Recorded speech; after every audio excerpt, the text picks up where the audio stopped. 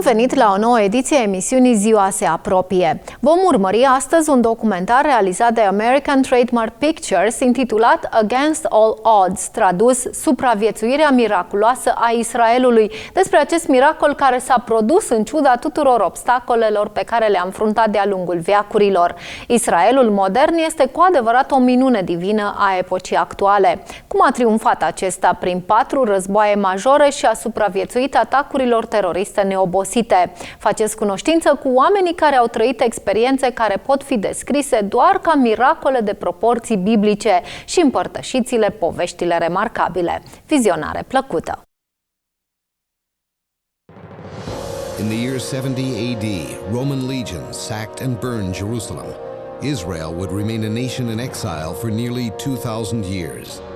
But in the aftermath of World War II, the people of the book returned home. Israel's rebirth and survival in the 20th century has often been called a miracle.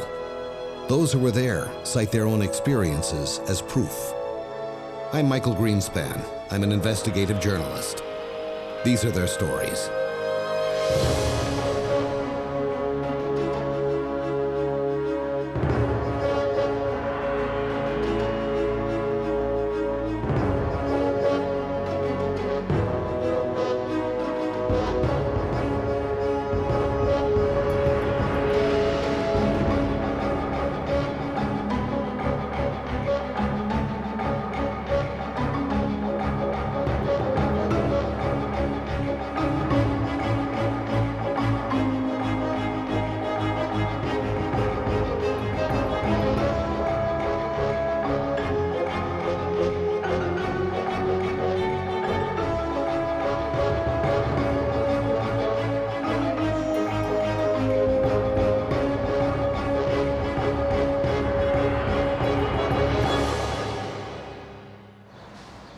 I arrived in Israel 13 days ago with the assignment from my network to investigate stories of miracles that an incredible number of people in Israel claim have happened either to them or to someone they know, especially during Israel's wars in the 20th century.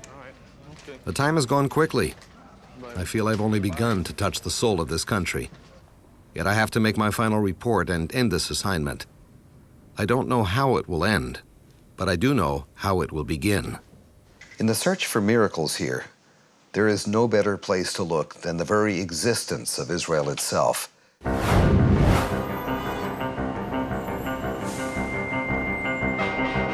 Modern Israel is more than just a Jewish state reborn. It's a kaleidoscope of people and lifestyles from every walk of life. A mosaic of human energies joined together to build the only democracy in the Middle East. על הקמת מדינה יהודית בארץ ישראל, היא מדינת ישראל. That it ever came into being, that once declared it survived at all, is beyond belief. It gives new meaning to the slogan, against all odds. But to understand why requires a look back. Born out of the ashes of the Holocaust, it was just one day old when it was attacked by 12 armies that the world fully expected would annihilate it.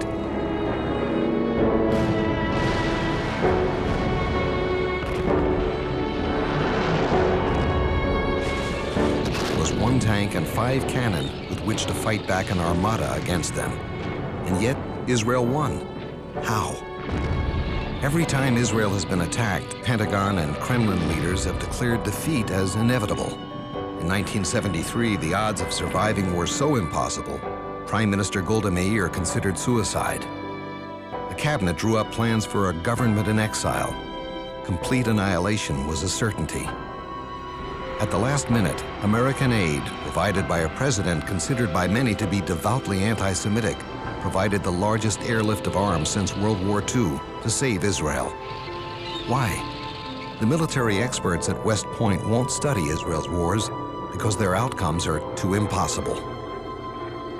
But the anomalies don't stop on the battlefield.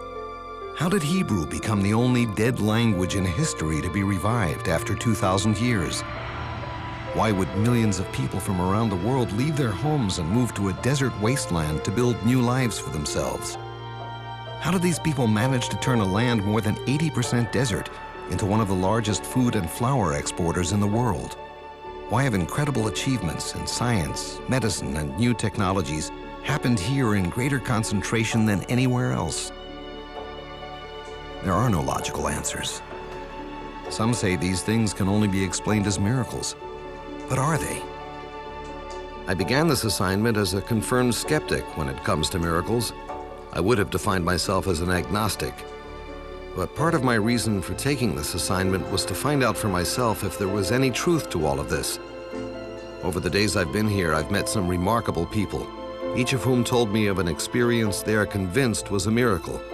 Some of their stories cannot be explained in any other way. Each one has given me a different perspective on miracles and on life itself. David Yaniv was leading a platoon of men across a field in the Golan Heights when he suddenly realized they'd wandered into an enormous minefield.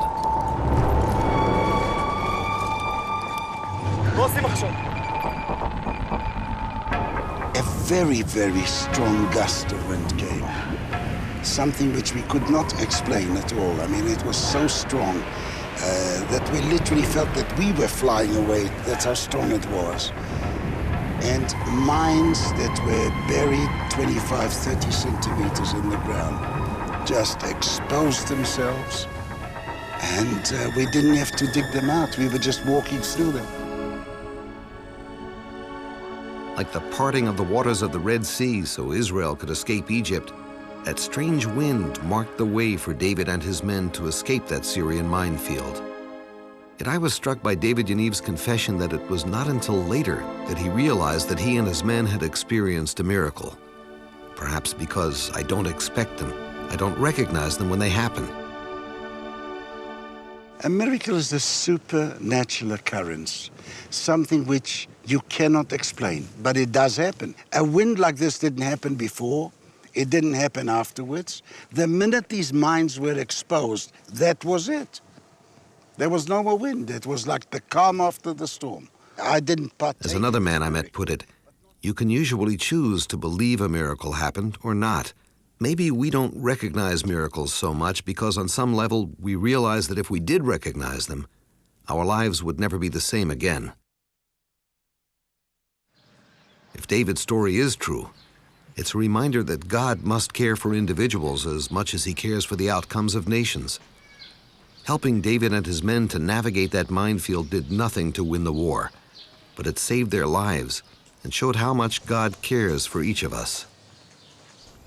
Historian Yuda Noblach told me about a British Army commander named Vivian Gilbert, who during World War I faced an enormous Turkish garrison at the cliffs of Michmash, the place where the Bible records Jonathan once killed 30 Philistines, resulting in an unexplainable panic that caused the entire Philistine camp of several thousand trained soldiers to suddenly flee in fear. Gilbert read this Bible story the night before his attack on the Turks, then changed his battle plan.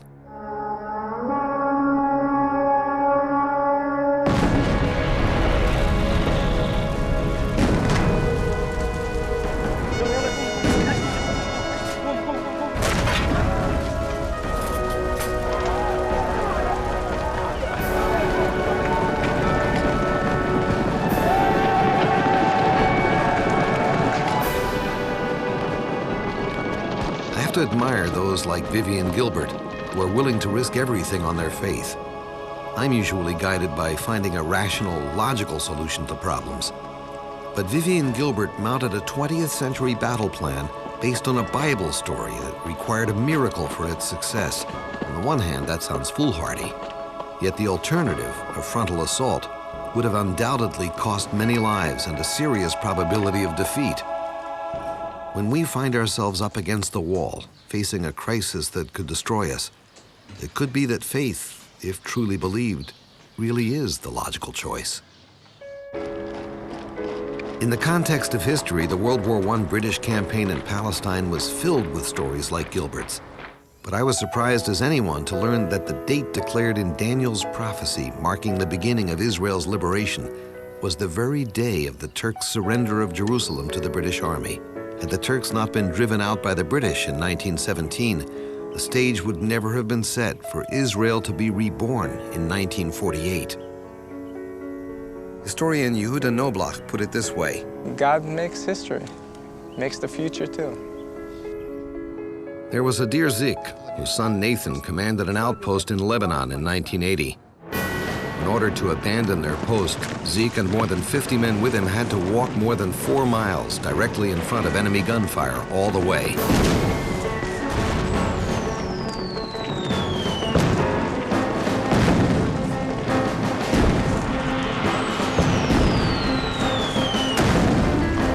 Despite the fact that 50 men on foot were in clear view of enemy fire for more than 4 miles, not one of Nathan's men was shot. It was as though the biblical story of God blinding the eyes of Lot's enemies as he escaped the doomed city of Sodom was repeated. Almost all of the miracles I was told about can be found in some form or another in the Bible. It's as though they're reminders that the God of the Bible seems to be as concerned about our lives and about the Israel of today as he was concerned about those in ancient times. My son said to me, it was as if God took me a long hell for about an hour and got me out back to paradise, back to life. This is something that doesn't make sense unless you look at it as a miracle. Ezra Yachin was a teenage freedom fighter in 1946, doing his part to wage a guerrilla war against the occupying British. Like the mother of Samuel in the Bible, Ezra's mother prayed a prayer of blessing over her son, that the 16-year-old teenager wouldn't be seen by his enemies. Ezra told me that there were hundreds of times like this one when he should have been seen and wasn't.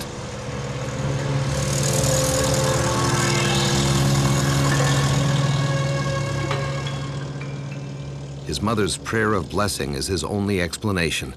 I won't talk about miracles. I say there's a promise.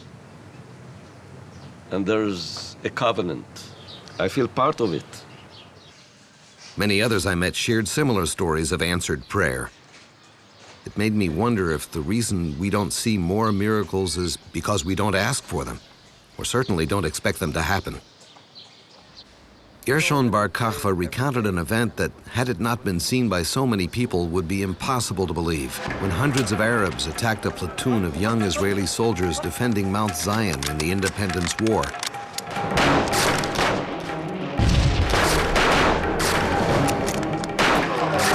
The Israelis ran out of bullets. They were certain they'd be killed. That's when Gershon said a miracle happened.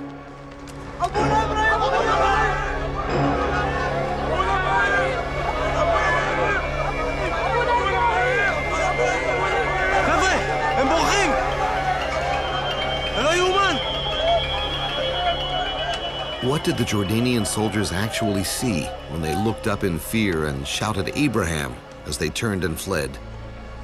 Was it a miracle appearance of Abraham in the sky, or just a mirage? Either way, the miracle is that they ran away when nothing should have prevented the Israelis from being killed or captured that morning. Even the people that fought in that fight don't believe. It doesn't make sense. Something else happened over here. It makes me wonder if sometimes the good fortune I've experienced may have been more than just good fortune.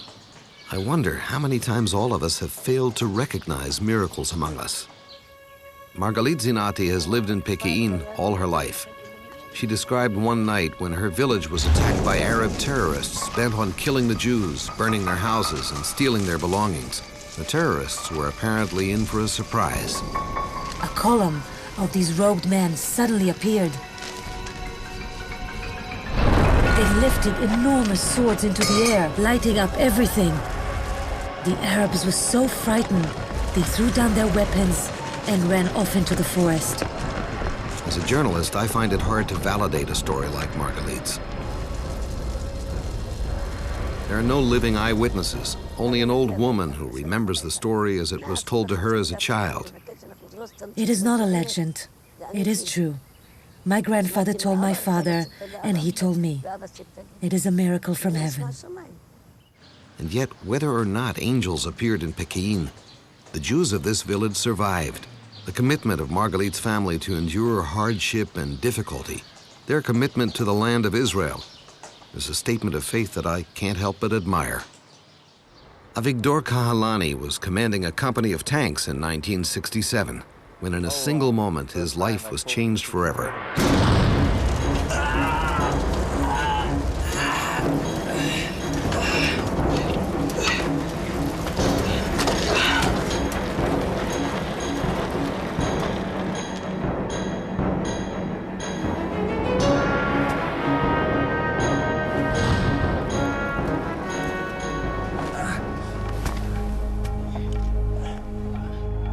Kahalani is a great hero that I was honored to meet. Yet his experience is a reminder to me that it is most often in the crucible of a crisis that we are shaped for greater achievements. Kahalani's trial by fire prepared him to face and defeat the Syrian army in 73. With a courage unmatched by any of his fellow commanders in the Golan. After Sinai, he endured a year of operations and physical pain, then changed his own medical record so he'd be allowed to fight again, all because he believed in the cause of Israel. I was still a young man in college when Kahalani single-handedly held back the Syrian advance in 73, long enough for Golda Meir to secure the American aid that enabled Israel to turn the tide and win the Yom Kippur War. But that story taught me that one man can make a difference. For Kahalani, his heroism joined his deep faith to make him the instrument of saving his country from annihilation. Kahalani doesn't believe God caused his suffering in 67 or even abandoned him. It was a miracle for me to survive. Instead, he saw God as his rescuer, embracing the hope that God had a purpose for him to continue living. I came away from my conversation with this hero of Israel wondering how differently our lives, my life, would be if we saw ourselves as part of a divine purpose, even if it hasn't yet been realized or we can't see it for ourselves. Shula Cohen is one of the most fascinating people I've met on this trip. How she became an important spy for Israel and Lebanon reads like a 20th century remake of Queen Esther in the Bible, turning her back on her own safety and comfort to risk everything to save her people. أعطيها الرسالة. طبعا يومك سيدة كوهن. شكرا.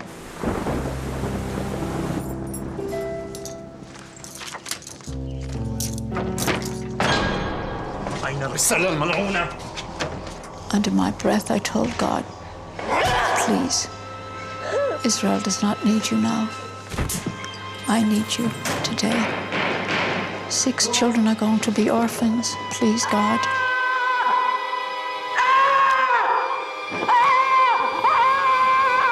When the prosecutor gave the order, one whip went down and the other up, and the blood would come from my legs.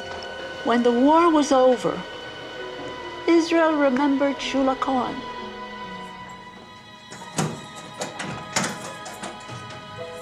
I came away from meeting Shula Cohen wondering if I would have been so courageous to risk everything to help my people, knowing that if I did nothing, life would go on and no one would ever know but me.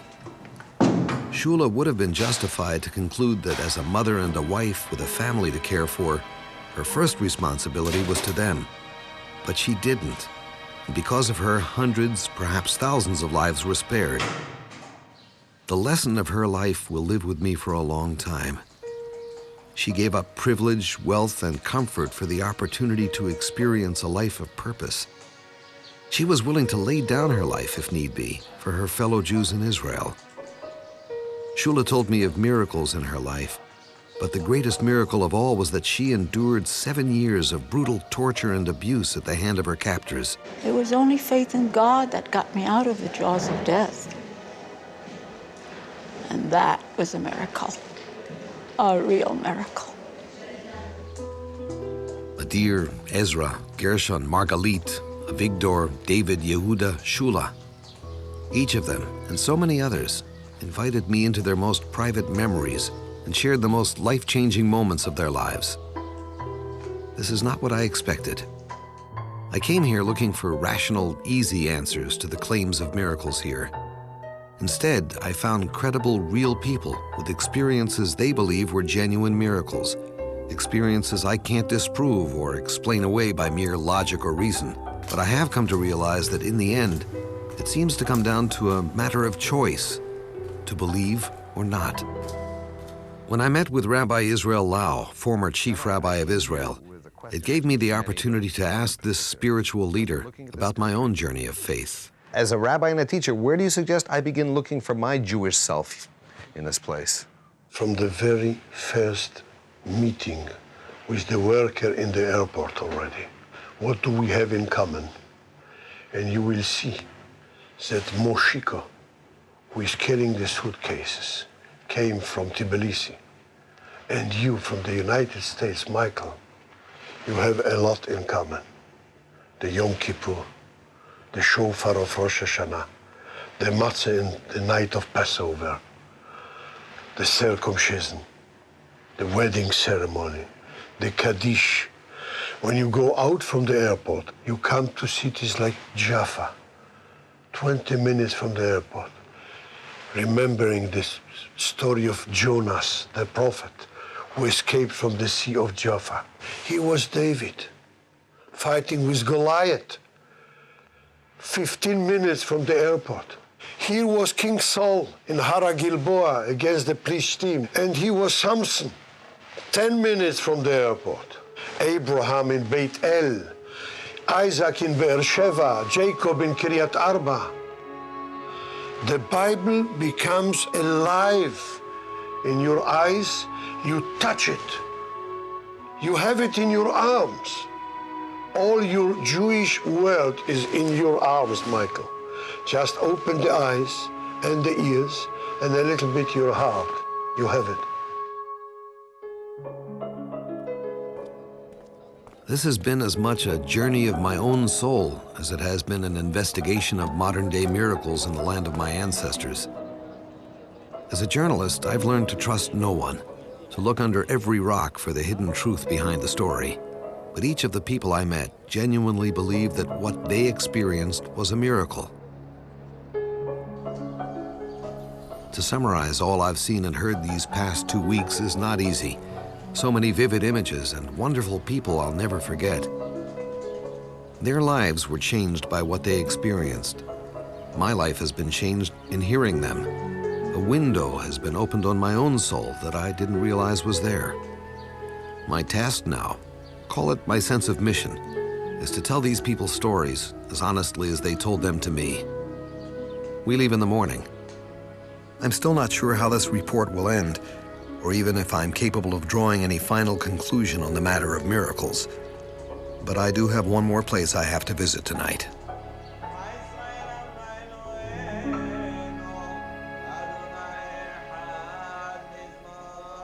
It's been a long time since I was in a synagogue. In fact, not since my bar mitzvah. But I was invited to a service tonight, and I've decided to go. Actually, I want to go. This particular synagogue's over 100 years old, but the form of worship here has been the same for over 1,000 years. A Jew from anywhere in the world would find this service familiar. Even as a non-religious Jew, I feel a certain spiritual connection when I step into this place. I can't really describe it, but I do feel it. Amen. Please open the Chal.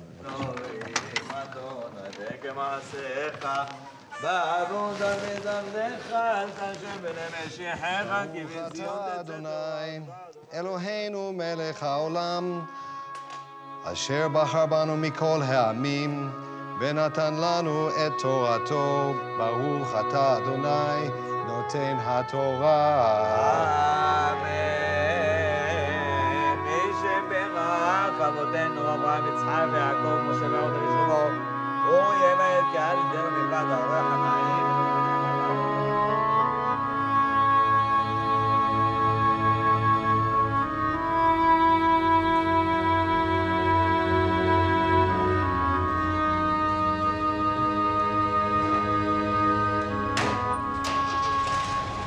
So what is a miracle?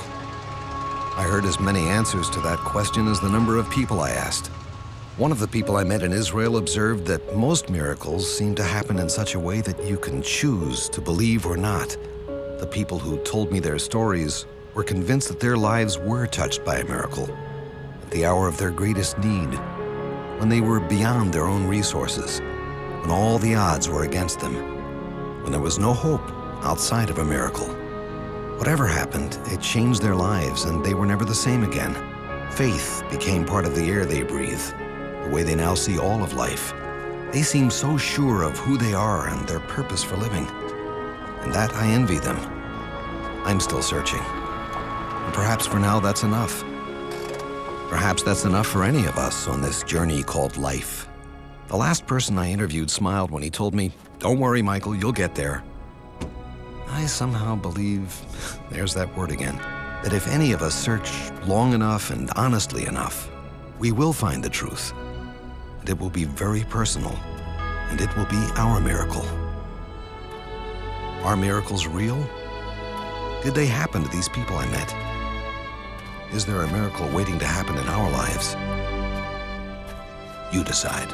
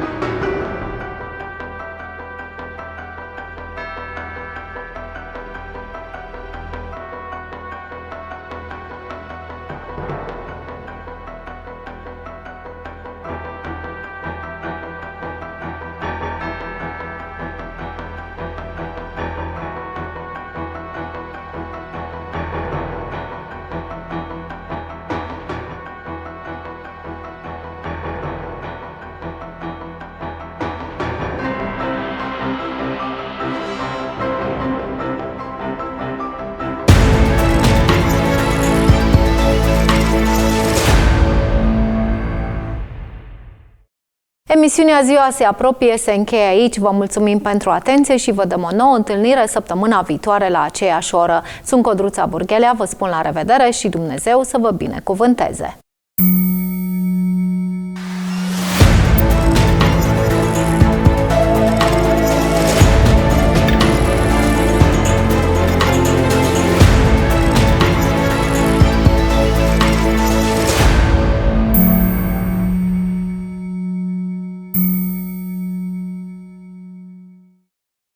Alpha, Omega.